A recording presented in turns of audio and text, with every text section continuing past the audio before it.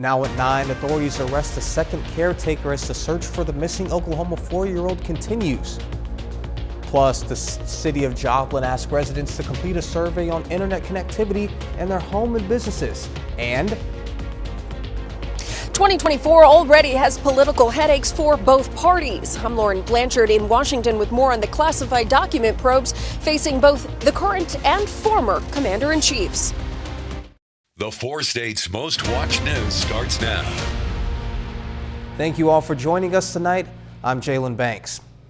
Authorities arrest a second caretaker in connection with the disappearance of a 4-year-old Oklahoma girl. OSBI said that person was arrested in Arizona yesterday in the case of the missing 4-year-old Athena Brownfield of Cyril, Oklahoma. They are being held awaiting extradition back to Oklahoma. Another caretaker was arrested for child neglect yesterday. The investigation into Athena Brownfield's location continues at this time. A big announcement at Missouri Southern today, a donation with a whole lot of zeros. Bill and Tracy Gibson are giving $1 million for the school's Lions Forward campaign. Lions Forward is a capital fundraising campaign aimed at improving the university experience through things such as student scholarships, campus renovations, and new equipment. We certainly are hopeful that there will be additional very significant gifts, leadership gifts to the campaign. Really the success of the campaign, we want everyone to be part of it, but those leadership gifts are really important and transformational. The Lions Forward campaign was started last June. The city of Joplin wants to identify gaps in internet service and coverage to improve community-wide broadband access. KOAM's John how to learn more about the importance of improving access to the internet. It's more than internet connectivity. It's really almost treated as a utility now. You gotta have it. The city of Joplin is asking its residents and businesses to log data about their internet and speed connectivity through a study by Federal Communications Commission. The state of Missouri is engaged in a surveying process to try to identify those gaps in service across the state, and that extends down to the city level. We're engaged in a process to increase broadband service and connectivity within the city of Joplin, so trying to understand where those gaps are in the community. Residents can go online to see what their home or business internet options look like right now. If anything incorrect is noticed, it can be brought to the attention of government officials. Joplin Public Library gives out hotspots for library card holders, which is free for the citizens by an FCC award. There's a lot of people who homeschool or people who do virtual school, and so people were using it for their students. Because even if they have some internet access, if you have 4 kids who are trying to do a virtual school program, it just gets bogged down and you can't get quick internet a lot of times. Gina Gockley says, at times there is no provider that would meet people's internet needs. Several people have came in and said that, we just don't have a provider that will allow us to have internet access at our house. According to the city, residents in Joplin have an opportunity to help improve these maps, which are used to determine the federal funds the city would be eligible to receive. The city has a request for proposals out now to come alongside a partner or a carrier that can help us both map our internet service, but also the level of service across the community as well. In Joplin, Janna Hautala, KOAM News. If you want to participate in the survey, the deadline is tonight, and you can find that link on our website at KOAMnewsnow.com. And now we move to weather, and our chief meteorologist Doug Heddy joins us. Well, it definitely turned out to be a cold one outside today, but at least we got some sunshine, which is good. But high temp only up to 37, started at 25 during the morning hours. Normal high is 44 for this time of the year. And it's cold out there right now, 25, Nevada 27. In Monette, we have Miami at 27. Look at Chanute sitting at 21 degrees. The winds are dying down, which is good, but a little bit of a wind chill. It actually feels a couple degrees colder than what it actually is, but at least the winds are going to be fairly calm for us tonight. We do have a few mid and upper level clouds kind of shooting through the region. Besides that, the entire Central Plains, pretty quiet, and that's what we're going to see as we go through the next couple days.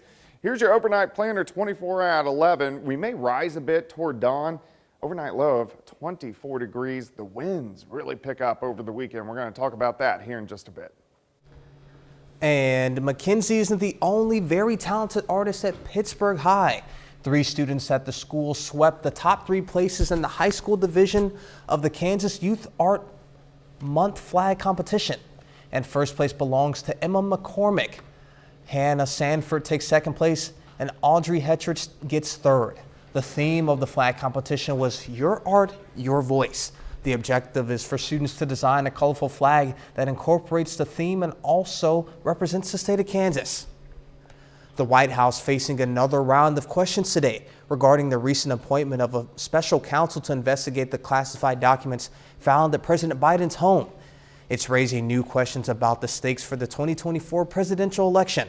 Fox News correspondent Lauren Blanchard reports from Washington. The 2024 political headaches have begun for both Republicans and Democrats, with the appointment of 2 special counsels to investigate former President Trump and now President Biden over their handling of classified documents. The president's lawyers and team has been fully cooperating with the Department of Justice, and they're certainly going to do that with the special counsel. The White House maintains President Biden was not aware there were classified documents in his old office, nor in his home's garage and library. The key factors to be considered are, was this inadvertent? It certainly appears that it was. Was there any evidence of obstruction? There certainly appears to be no evidence of that. Whether it will impact President Biden's decision to run for re-election has yet to be seen.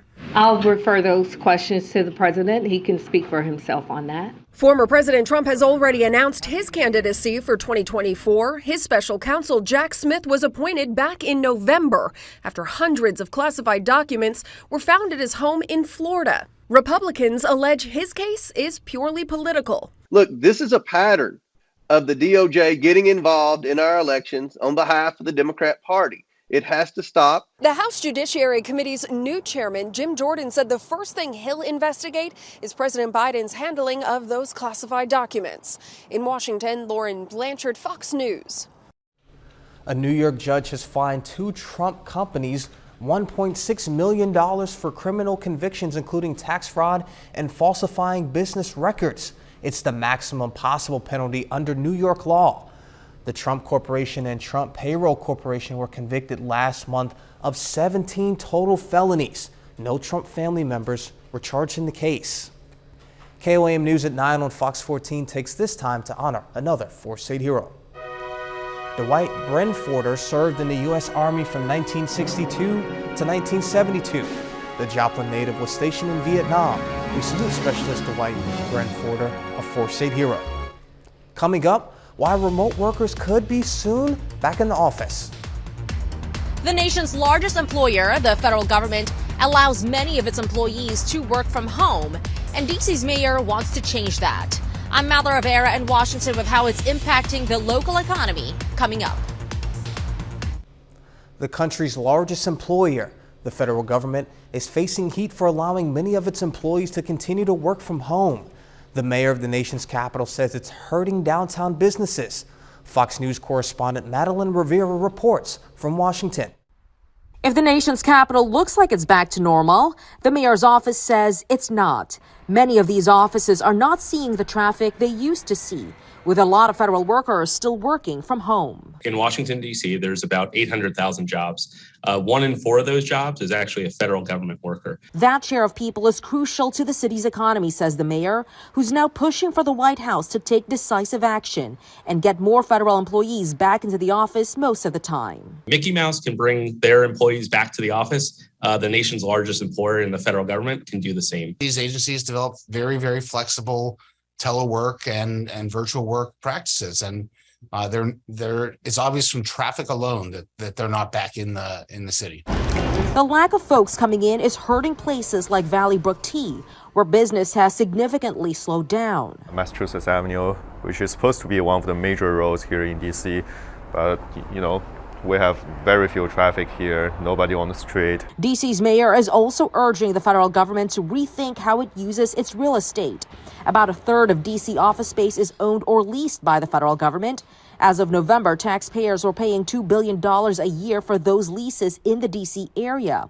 But before Christmas, office occupancy was only at 45%. And that's hurting the value of those office spaces. And as a result, the desirability of things in DC. The owner of Valley Brook Tea says change is needed in order to fully bounce back from the pandemic. The recovery is going to be exponentially more difficult. An official from the Office of Management and Budget says federal agencies are now conducting reviews of how their properties are being utilized to figure out whether they can modernize, consolidate, or get rid of some spaces. In Washington, Mather Rivera, Fox News. We're seeing new signs that real estate is heading to a buyer's market. Fox News correspondent Gary Willis has details. And there is good news on the horizon for frustrated home buyers. There's a lot of them. 2023 shaping up to be a better environment for folks who want to buy their own American dream home. That's what we're seeing out there. New numbers out from Realtor.com showing that one of the most difficult problems, a lack of inventory that pushes prices higher, well, that could be resolving.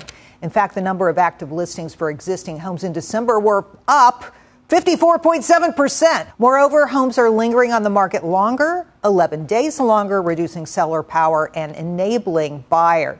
Now, serious price declines may be on the horizon. Moody's sees 49 markets posting price declines, while Morgan Stanley is forecasting price drops of 10% through 2024. Some folks think even more.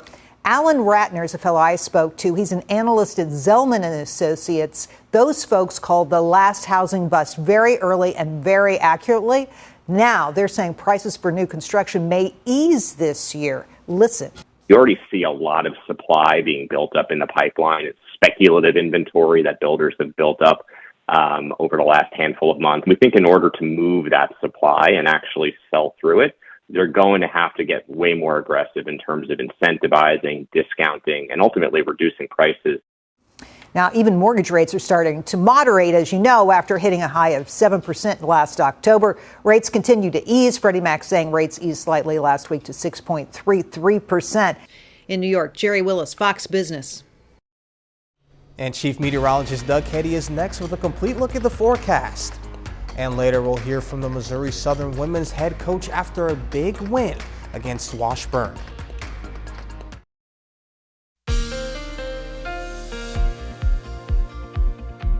Well, it turned out to be a decent Friday for us today. A little bit on the cold side, but at least we got some sunshine across the region. We have partly cloudy skies for us right now, and that's what we're going to see as we go through the overnight hours for us tonight.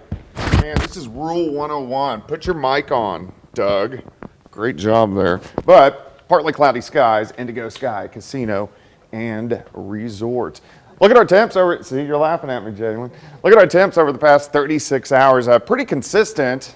Mid-30s yesterday. We got down into the mid-20s and then mid-30s once again today. At least today we got a little bit of sunshine and the winds weren't near as bad as what we saw during the daytime hours yesterday. But it's cold. 21 Stockton, 25 at Grand, 21 in Parsons. We are sitting at 24 in Lamar, but we aren't alone. Look at the entire Central Plains. Everybody is cold. From Dallas at 45, Lincoln at 22. We have Des Moines sitting at 18 degrees. Let's go outside. 7th and Rangeline, 26. Feels like 26. Humidity at 78%. We may get a little bit of patchy fog in spots later on tonight. Temperatures low to mid 20s. We get the sunshine again in the morning, so a quick warm up, and it's going to be a warmer day on Saturday compared to what we saw today. We do still see a few clouds kind of sneaking through the region. These are going to push out of here. You can actually see not much going on across Central Plains. Let's go west. Here's our next storm system. This will start to affect us late Sunday night and into Monday morning. So let's step through time. Tonight, mostly clear, lower 20s, cold night. We do warm up quickly through the 30s into the 40s by the noon hour. We get some mid and upper level clouds during the afternoon, but look at our temps, pretty good. 50 for a high in Lamar, Welch, 48 in Iola. The winds really increasing tomorrow afternoon. Tomorrow night will be breezy, keeps our temps up. We only drop into lower 40s. A lot of clouds on Sunday, very windy.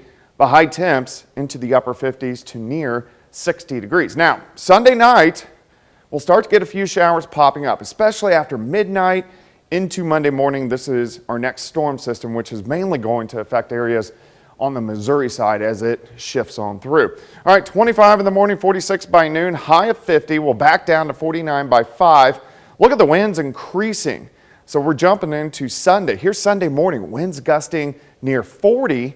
Once we get into the afternoon, winds gusting about 45 miles per hour. So super windy on Sunday ahead of that next storm system, which moves in, of course, Sunday night into Monday with some showers across the region. This will exit as we head into Monday afternoon. Then another storm system rolls in by the middle of next week. We'll talk more about those systems a little more in depth in the second half hour. 50 tomorrow, 57 on Sunday, 63 on Monday. A little cooler Tuesday, but nice. And then chances for rain back in on Wednesday. You can see temperatures over the next 7 days, not too bad. Yeah, not at all. Those look beautiful if you're throwing out some of the precipitation. But Yeah. as far as, the whole mic thing, if people downloaded the Skywatch weather app, they would know what you're about to say anyway. I do that about twice a month, so it happens. It's all right. All right. Thank you, Doug. Coming up, concerns about COVID vaccines. As the feds make a big push to get shots in arms, there are fresh concerns the new COVID boosters may not be right for everyone. I'm Jonathan Seri in Atlanta. I'll have details coming up. There are increasing concerns about the health implications of the coronavirus vaccine. One prominent virologist is questioning whether the newest boosters are really better than the original. Fox News correspondent Jonathan Seri has that story in Atlanta.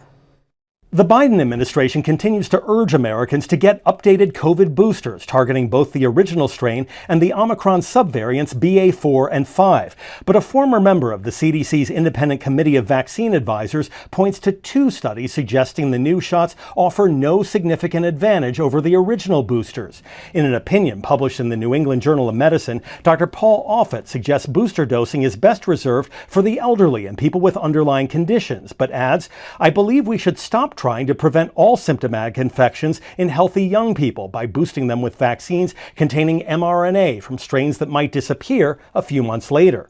The White House points to other recent data suggesting the new shots offer better protection against hospitalization and death. There are now at least 5 high-quality studies that demonstrate that. They're all done by independent labs. So there's no question that the current vaccine that is available is better than the old vaccine. Some independent vaccine advisors to the CDC and FDA say they're disappointed government and corporate scientists did not draw their attention to preliminary data last year suggesting Moderna's updated booster did not offer much more protection than the original. One of those advisors says he does not think the information would have changed their recommendation for the booster, but it would have been useful for discussion. Even though the data were preliminary and incomplete and the study was not designed to be an effectiveness study, nonetheless, I think those data would better have been presented. The government continues to fund free boosters for Americans, but demand remains low. Less than 18% of U.S. adults have received one. In Atlanta, Jonathan Seri, Fox News. A 5-minute walk every 30 minutes can heal damage from sitting too much. A study from Columbia University found when participants went for a stroll, their blood sugar levels and blood pressure declined. This is compared to walking for 1 to 5 minutes every hour, which didn't make much of an impact. Up next, we'll check out this Facebook post from the Newton County Sheriff's Office warning of an addictive substance making its way around the area: Girl Scout cookies. The Newton County Sheriff's Office has just put out a warning on a new highly addictive substance. NCSO has received reports that highly addictive substances will soon be circulating in our area. These substances go by the names like Thin Mints, Caramel Delights, Peanut Butter Patties, and Lemonades. These substances are distributed by strong, fearless young women who will lure you in with their good call story and get you hooked. Many people start with just 1 box, but 1 turns into 2, 2 turns into 5, and the next thing you know, you're hiding your stash in your freezer. They want the community to know that they are there for them. They have set up a drop-off location for these Girl Scout cookies at the Newton County Sheriff's Office where their deputies can dispose of them properly and safely. 30 more minutes of news, weather, and sports coming your way. It's National Firefighter Cancer Awareness Month. We'll hear from local firefighters about this event's importance. Plus, as the war in Ukraine grinds on, the focus shifts to one small town that could be key to a victory in the East. In Kyiv, Ukraine, I'm Alex Hogan. I'll have more on this story coming up. This month is National Firefighter Cancer Awareness Month. KOAM Shagun Bamdali spoke with some firemen to find out the impact cancer has on the community. As firefighters put their lives on the line while helping their community, they also put themselves in harm's way of a terminal disease, cancer. I'd say that firefighters are at a higher risk than the average person for cancer. A lot of things in houses nowadays they burn a lot quicker and a lot dirtier, and so the things inside of house fires and stuff like that will put off those carcinogens and they cause the cancer. Guerrera says firefighters make sure they stay clean and sanitized after putting out a fire. When we get back to the station, we have a special gear extractor that is specifically made for getting those carcinogens off of our gear, and then taking showers as soon as we get back and trying to get all that stuff off of our bodies as soon as we can. I had the opportunity of speaking to a firefighter who himself battled cancer over the years, and he tells me why days like this are important to him and the fire department. For me, it's a bit of a personal topic because I was diagnosed with cancer about 6 years ago. I was fortunate, it was removed. I didn't have to go through a lot of radiation or chemotherapy or anything like that, but it's still, reality hits when that doctor looks at you and says, hey, this lump that we removed was cancerous. Rachel assures that each fire department is doing its best to educate firefighters about the dangers of deadly toxins. Reporting out to Joplin City Fire Department, Shagun Bamdali, KOAM News. According to the International Association of Firefighters, nearly 75% of those honored at the IAFF Fallen Firefighter Memorial last year died of occupational cancer. Lawmakers in Missouri voted on a stricter dress code, well, at least for women. The State House approved a new rule that requires women to cover their shoulders. They can do so with a jacket, knit blazer, or cardigan. The cardigan option was only added after one opponent pointed out blazers can be difficult for pregnant women to wear. The rule was actually proposed by a woman Republican, Ann Kelly. She says it makes things more equal since men have long been required to cover their shoulders with a shirt and jacket. Lawmakers and reporters in the U.S. House were required to cover their arms with sleeves until 2017. A push to prevent congressional members from trading stocks while serving in office is gathering momentum. Yesterday, Democratic Representative Abigail Spanberger and Republican Representative Chip Roy reintroduced the Trust in Congress Act. The proposal calls for lawmakers, their spouses, and dependent children to place particular investment assets into a qualified blind trust.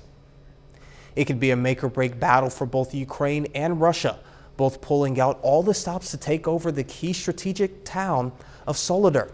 Fox News correspondent Alex Hogan has more from Kyiv, Ukraine. There are conflicting claims over the fate of a key Ukrainian town after days of heavy fighting. Russia claimed Friday that its troops are in control of Soledar and are now poised to make big gains in the east. But officials here in Kyiv are disputing that, saying Ukrainian forces are still holding their ground while reinforcements are sent in. Ukrainians are fighting for their territory, and Russian forces are fighting a war of territorial conquest.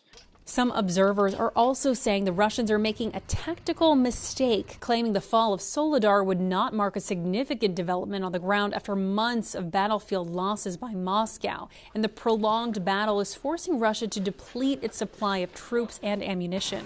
It's not strategically significant. It's a suburb of Bakhmut. They're playing for a long game, and they think if they hold on to territory, eventually, Ukraine will stalemate. Meanwhile, in Moscow, there are signs of dissent within the Russian military. The head of the powerful Wagner mercenary group is reportedly pushing Vladimir Putin to be more aggressive in Ukraine. And earlier this week, Putin replaced the top general in charge of the war, a move dismissed as desperation by Ukrainian officials. He is a good strategist.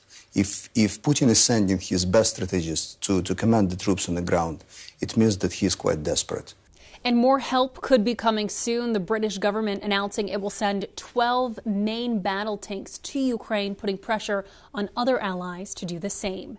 In Kyiv, Ukraine, Alex Hogan, Fox News.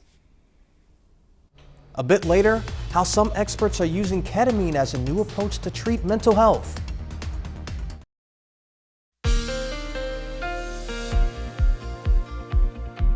Well, it definitely turned out to be a cold one for us today, but we did get some sunshine across the region, which is good, and we're going to have partly sunny skies once again as we go into Saturday. Outside right now, it looks good. Indigo Sky Casino and Resort. Of course, Indigo is just outside of Seneca, Missouri. A few clouds, but in general, it looks pretty good. Temperatures 26 in Carthage. We have 24 in Bonita. Iola is sitting at 23, so it is cold. We aren't alone, though. Look at the entire Central Plains. Des Moines 18, Oak City 37, Wichita sitting at 30. And we're going to stay fairly cold for us tonight. And then we'll start to warm things up a bit as we go into the weekend. Looks good. Clear sky, 7th and Rangeline, sitting at 26. Winds are calm, which is good because it's been super windy over the past couple days. 78% relative humidity. Through the overnight hours, we hang out, low to mid 20s. We do warm up quicker for us tomorrow, so by 10 we'll already be pushing 40 degrees, which is good, and then make it up near 50 during the afternoon. All right, we do have some clouds kind of scooting through the region, but most of the Central Plains look pretty good. We have very calm conditions. Here's our next storm system out across the western third of the country. This will start to affect us late Sunday night and then heading into Monday morning. Let's step through time. Chilly start. Lower 20s by the noon hour. Most of us will be well into the 40s, and I think we'll top out right around 50 during the afternoon. 50 in Neosho, 48 in Nevada, Parsons, up to about 50. Tomorrow night, winds really start to pick up. Still, quite a few clouds, but the winds will actually keep our temperatures up. We only drop back near 40, mostly cloudy skies on Sunday, but look at our temperatures. We press 60 during the afternoon. Super windy. Winds are going to be gusting over 40 miles per hour. A few showers start to pick up Sunday night into Monday morning. This is our next storm system. It's not going to be widespread, but we are going to have some scattered showers, maybe even a random thunderstorm across the region. 7 a.m., 25, 46 by noon, high of 50. We back to 49 by the evening. Look at this. Winds gusting near 40 by Sunday morning. During the afternoon, 45, maybe even push 50. So super windy on Sunday into Monday ahead of this storm system, which will give us some showers on Monday morning. It's going to quickly move through. It's going to be out of here late Monday. Tuesday looks good. And then here comes our next system on Wednesday. You can see some snow out across central Kansas. So we'll have to keep our eyes on this and see if it shifts a little bit farther south and we get a wintry mix late Wednesday into Thursday. This system moves by. We reload. Another one moves in just in time for the weekend with also chances for a rain-snow mix. Let's go 50 tomorrow, 57 on Sunday, 63 on Monday. Not bad. 54 on Tuesday. That next system Wednesday into Thursday, and then next weekend. So we do have plenty of chances for rain, even some snow in the forecast as the pattern really picks up over the next couple weeks. Yeah, I mean, as far as the temps go, we look good. Yeah, we just got to weather a few precip days, and then we could always use a little bit of rain. Yeah, absolutely. All right, thank you, Doug. You bet. A rare discovery unearthed in Europe could give the continent a big boost in the race for clean energy. Sweden has found the continent's largest deposit of rare earth elements, a crucial component of electronics like cell phones and hard drives. The detection of more than 1 million tons of the valuable metals in the country's Arctic region will be key for the green transition, given the rise in demand for electric vehicles and wind turbines. Coming up in sports, the Pittsburgh boys host a big SEK matchup against Labette County. Plus, post-game reaction from the Missouri Southern Women's after last night's big win over Washburn.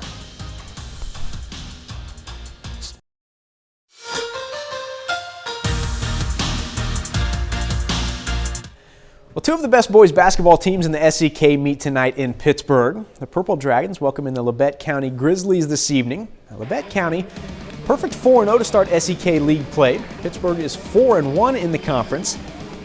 Now, Mason English, really hot early. Pull-up three here. Pittsburgh scores the first 7 of the night. Timeout, Labette County. Now, late first quarter, English back behind everybody, scores right before the buzzer. English scores 12 in the first alone. Purple Dragons up 18-4. Second quarter, Grizzlies trying to climb back in it. Hudson Baker lays it in, but Pittsburgh still up 15 at half. Third quarter, more from Mason English on the break here. He drops 30 tonight, didn't even play the fourth. Pittsburgh in control, then Ryan Carew. Nice give off to Chase Hembry. He gets up and finishes. Pittsburgh hands Labette County its first conference loss, winning 61-22. Now, earlier in the night, Labette County girls aiming for their third win in 4 games against the Dragons. Labette County gets it done 45-35. Nevaeh Jones leads the Grizzlies with 15 points. The Missouri Southern Lions swept a doubleheader from Washburn last night. Southern men beat the Ichabod 70-50 for their 7th consecutive win. On the women's side, Lions used the big second half to beat Washburn 61-45.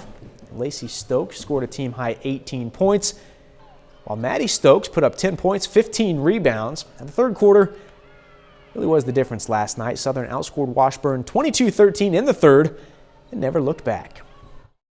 I thought our defense, like I said, we got some stops, we got some turnovers, which I thought led to some easy baskets in transition when we got to attacking early off the ball screen action, when they weren't quite set with their defense, because when they get their defense set, they're very good. And so we was able to get it in transition a little bit more and get some better looks and a little quicker looks. Well, this week is the opening week of the NFL playoffs. The Kansas City Chiefs have a bye in the first round as the #1 seed in the AFC, but still, like we do every Friday night during the season, right now it's time to hear from the voice of the Chiefs, Mitch Holthus, in this week's Minute with Mitch.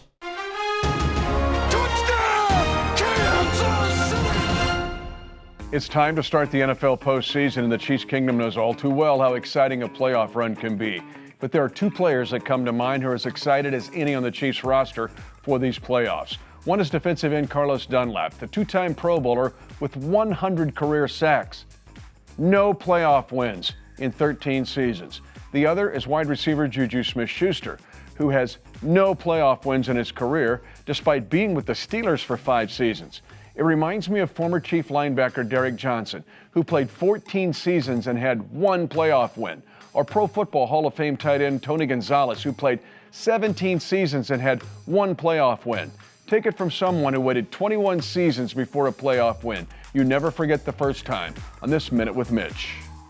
The Minute with Mitch is brought to you by Como Jewelry. Every day's game day, Como Jewelry, Pittsburgh, Joplin. Now, the Chiefs will play at home in the divisional round of the playoffs, hosting the lowest seeded team remaining in the AFC following round 1 this weekend. And if they are lucky enough, not lucky, they're good enough to make the AFC Championship, and it's the Bills. It'll be at a neutral site in Atlanta. Give me your opinion on the neutral site for the AFC Championship. They get to play in a dome. We already saw what it was like in a cold outside winter game between the Bills and the Chiefs. If they get to play in perfect conditions like the Mercedes-Benz Dome, 55-50? Yeah, if not more. All right, well, that's it for sports. We'll be back with more after this. Some health experts are turning to a new approach to treat mental health. Treatments that include small doses of ketamine and transcranial magnetic stimulation. Fox's Kim Posey has that story. This clinic offers a layered approach to mental health therapy, and that includes transcranial magnetic stimulation and ketamine infusion. Hey, Ben. Hey, Dr. French. How's it going? Good. Ben Durst came here to Mind Spa in Greenwood Village to get treatment for depression and OCD when talk therapy just wasn't enough. It was a pretty long, depressive episode, probably like over a year, and I just couldn't get out of the rut. Along with therapy and a new medication, Durst was administered a series of ketamine infusions.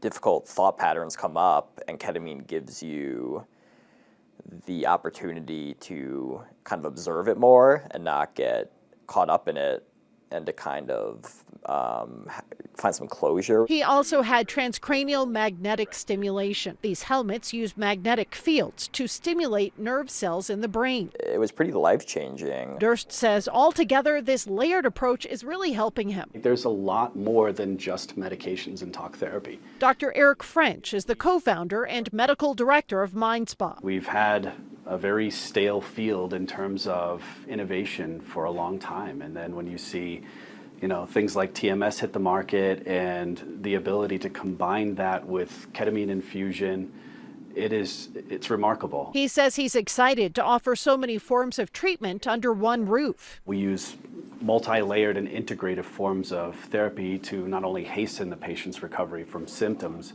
but to also make that recovery a lot more dynamic and lasting. Coming up, how a guinea pig rescue in Austin, Texas is stepping up in a big way after several of the critters were abandoned in parks. After multiple calls of guinea pigs being abandoned in Austin, Texas parks, the local guinea pig rescue has had to step up in a big way.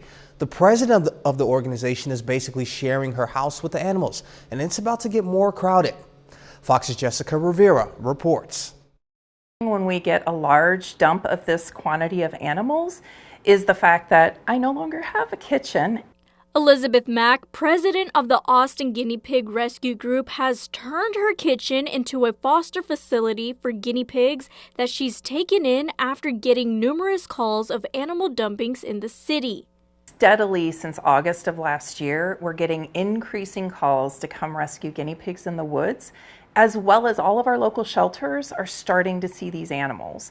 Max says they started to notice a pattern in these calls. All of the animals have satin, which, as I said, is a pretty rare thing except in the breeder circles and the show circles. Having to take in so many guinea pigs has put a financial strain on the rescue group because most of the guinea pigs they rescued need immediate medical attention. Most shelters are not set up to take pregnant animals, which is why we're here. Anytime a shelter gets a pregnant animal in, we take them. Right now, Elizabeth and her family are already fostering 22 guinea pigs, but that number is about to double.